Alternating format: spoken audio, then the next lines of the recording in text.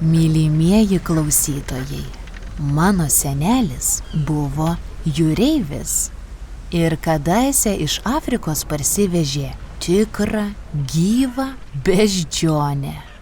Kviečiu pasiklausyti pasakos Senelio beždžionėlė ištraukos. Jeigu patiks, visą istoriją rasite Mėnulio radijo Patreon platformoje.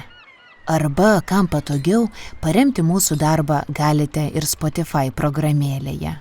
Na, o dabar persikelkime į Afriką. Pas mus Lietuvoje net žmonės bananų nevalgo, o čia beždžionė, pagalvojo sau. Nuėjo pas tą moterėlę, nusipirko 10 kilogramų bananų ir priėjęs prie medžio pamosavo jais beždžioniai. Tu tik įsišiepė ir hopt jam ant peties. Gera beždžionė, pagyrė senelis ir davė jai vieną bananą. Šitai parsivedė laivan, patupdė kajutėn ir išplaukė iš Mauritanijos.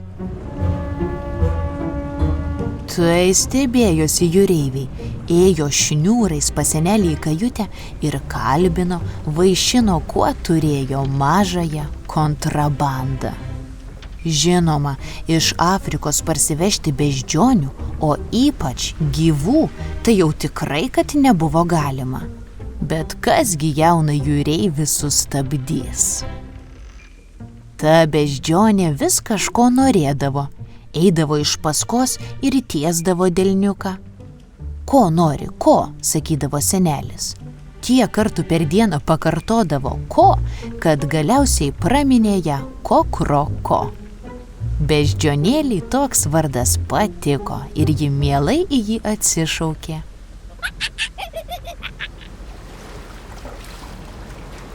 Bangos siūbavo, vėjai pūtė ir parplukdė laivą namo į Klaipėdos uostą. Kai plaukė per sienos kontrolę, Kokroko paslėpė mažiausioje kajutėje, spintoje tarp jūreiviškų marškinių ir batų. Kad man necypt, pagrasino senelis, nes kitaip daugiau negausi nė vieno banano. Pastarasis sakinys mažąją taip nugazdino, kad pratupėjo ji ramiai, kone nekvėpuodama.